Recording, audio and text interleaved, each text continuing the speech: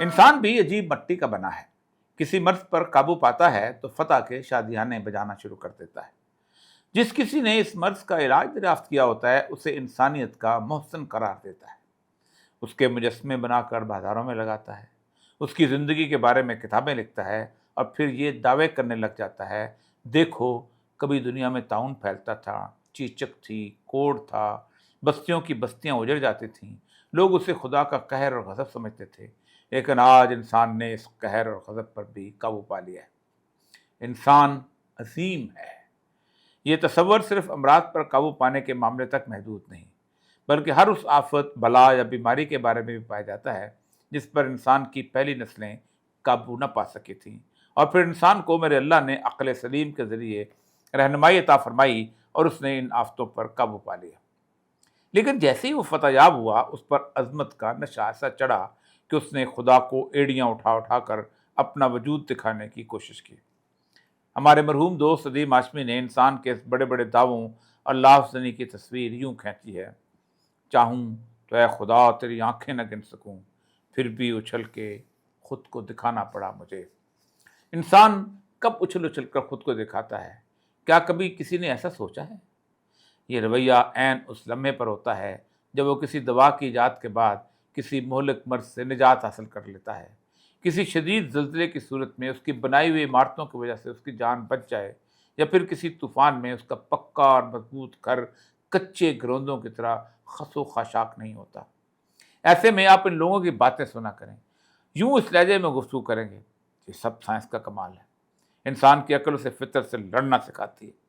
ایک دن ایسا آئے گا جب وہ اس دنیا سے تمام آفتوں اور مصیبتوں کا خاتمہ کر دے گا، وہ دریاؤں کے رخ موڑ دے گا، طوفانوں کو روک دے گا، زلزلوں کا منہ بند کر دے گا، کرۂ ارض سے تمام امراض کے جرثوموں کا خلا کما کر دے گا، اور پھر اس زمین پر اس کے سوا اور کوئی طاقت نہ ہوگی۔ میرے ایک فلسفہ کے استاد عموماً گفتگو کا آغاز اس طرح کرتے تھے کہ تم مسلمان لوگ یہ کہتے ہو کہ اللہ نے انسان کو اپنا نائب بنا کر زمین پر بھیجا ہے۔ ہم جواب دیتے ہاں۔ پھر کہتے فرض کرو کہ اللہ نہیں ہے، تو پھر اللہ کا نائب ہی تو اللہ ہوگا۔ ہم فلسفے کی گتھیوں میں الجھ کر رہ جاتے اور بس یہی جواب بنتا کہ ہم فرض کیوں کریں۔ لیکن جو اس کائنات میں انسان کی بے بسی اور مجبوری اور اللہ کے سامنے محض ایک معمولی حیثیت کا اندازہ ہونے لگا تو اسرار کے دروازے کھلتے چلے گئے۔ وہ سائنس اور ایجادات کا علم جسے ہم انسان کی اپنی اقتدار تصور کرتے ہیں، جسے ہم اس کی محنت شاقہ کا ثمر گردانتے ہیں، حیرت ہوتی ہے کہ ایسا بالکل اچانک ہوتا ہے اور اس کی کوئی بنیاد پہلے سے موجود ہی نہیں ہوتی۔ ایجادات کا اچانک کھو جانا دراصل اللہ کے اس دعوے کی تصدیق ہے کہ وہ انسانوں کو وحی جبلی کے ذریعے چیزیں بتاتا ہے۔ آپ بڑی سے بڑی ایجاد کی تاریخ اٹھا لیجئے، نیوٹن کو جیب نیچے گرنے کے کیسے سوچی، فیراڈے کو مقناطیسی اصولوں کا دھیان کیسے آیا، آئنسٹائن نے تو سب کو حیران ہی کر دیا۔ اس نے کہا تم 200 سال سے دنیا میں جس علم کو سائنس کے نام پر پڑھاتے آ رہے ہو وہ تو سب جھوٹ کا پلندہ ہے۔ تم لوگوں نے سورج اور زمین کے درمیان ایک پردہ ایتھر کے نام پر فرض کر لیا ہے۔ اس کے بعد تم نے سورج کی حدت، روشنی کی رفتار سب ثابت کی، لیکن ایتھر نام کی تو کوئی چیز دنیا میں موجود ہی نہیں۔ دنیا کے سائنسدان اس انکشاف اور تحقیق کے بعد ہکا بکا رہ گئے، اور آج وہ سب اس بات پر متفق ہیں کہ اصل علم تو کہیں اور ہے۔ ہم تو اپنے حواس کے مطابق جہاں تک ہماری محدود رسائی ہے اس کا علم جانتے ہیں۔ اس انسانی علم کی بے بسی کی کہانی اس لیے یاد آ رہی ہے کہ گزشتہ چند دنوں سے میں جاپان کے شہروں سے ساحلوں سے ٹکراتی سمندروں کی موجیں دیکھ رہا ہوں، جن کی زد میں بڑے بڑے جہاز، لمبے لمبے ٹرک، مضبوط مکان یوں خس و خاشاک کی طرح بہتے چلے جاتے ہیں کہ ایسے لگتا ہے قدرت کا مضبوط ہاتھ انہیں اٹھا اٹھا کر پٹک رہا ہے۔ جاپان، اٹلی اور سان فرانسسکو، یہ تین وہ مقامات تھے جن کے بارے میں تعمیرات کے ماہرین نے یہ دعوے کرنے شروع کر دیے تھے کہ ہم نے اپنی عمارتوں کو اس طرح بنا لیا ہے کہ اب اگر زلزلہ آیا، زمین ہلی، تو یہ عمارتیں ایک مخصوص لچک کے ساتھ ہوا میں جھول جائیں گی اور زلزلے کے بعد واپس اپنی جگہ لوٹ آئیں گی۔ لیکن انسان کو اپنی بے ثباتی اور کم حیثیتی ہونے کا علم ہی نہیں ہوتا۔ اللہ نے زمین پر موجود تعمیرات ان معجزوں کو اپنی جگہ پر رہنے دیا۔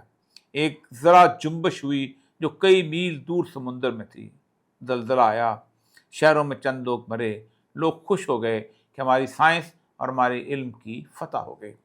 لیکن سمندر کے نیچے سے جنبش جس جگہ سے ہوئی تھی وہاں سے 10 میٹر سے زیادہ بلند لہریں انسانوں کی بستیوں کی طرف بڑھنا شروع ہوئیں۔ یوں لگا جیسے جنات کی کوئی فوج ہے جو زمین پر حملہ آور ہو رہی ہے، اور پھر دیکھتے ہی دیکھتے زمین تاخت و تاراج ہو گئی۔ اب تک نہ مرنے والوں کا صحیح علم ہے اور نہ تباہ حالوں کی صحیح تعداد معلوم۔ مجھے علم ہے کہ بے شمار لوگ ایسے ہوں گے جو اس آفت کے بعد خوف کے عالم میں اپنے رب کے حضور سر بر سجود ہو گئے ہوں گے اور اسے اللہ کے غضب کی علامت سمجھ کر معافی کے طلبگار ہوں گے۔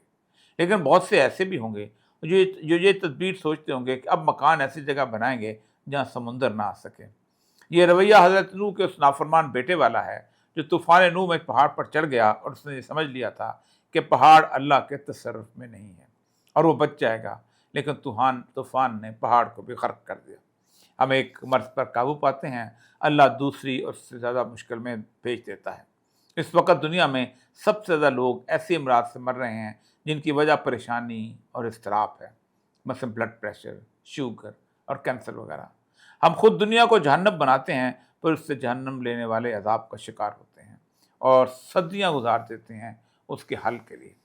سورہ الانعام کی 64ویں آیت ہے جس میں اللہ نے 3 طرح کے عذابوں کا ذکر کیا ہے کہ وہ آسمانوں کے اوپر سے عذاب نازل کرتا ہے، پاؤں کے نیچے سے، یا پھر لوگوں کو گروہوں میں تقسیم کر کے ایک دوسرے کو قتل کروا کر عذاب کا مزہ چکھاتا ہے۔ اس نے آخر فرمایا، یوں اپنی نشانیوں کو بدل بدل کر دکھاتے ہیں تاکہ لوگ سمجھ سکیں۔ کیا ہمیں جاپان کے زلزلے اور سونامی سے کچھ سمجھ آتا ہے؟ کیا ہمیں اندازہ ہوتا ہے کہ ہم آپس میں لڑنے اور بارش کے طوفان کے عذاب سے تو گزر چکے؟ اب اللہ کے غضب کی کون سی علامت باقی ہے؟ کیا ہم اس کے غضب کا سامنا کرنے کا حوصلہ رکھتے ہیں؟ کیا ہم بچ نکلیں گے؟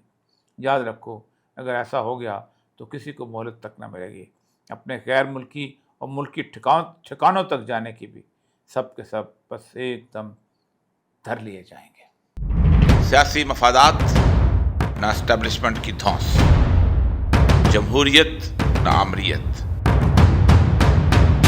اسلام کی نشات ثانیہ کا نقیب اور یا مقبول جان کا حق میراث، اب صرف یوٹیوب پر۔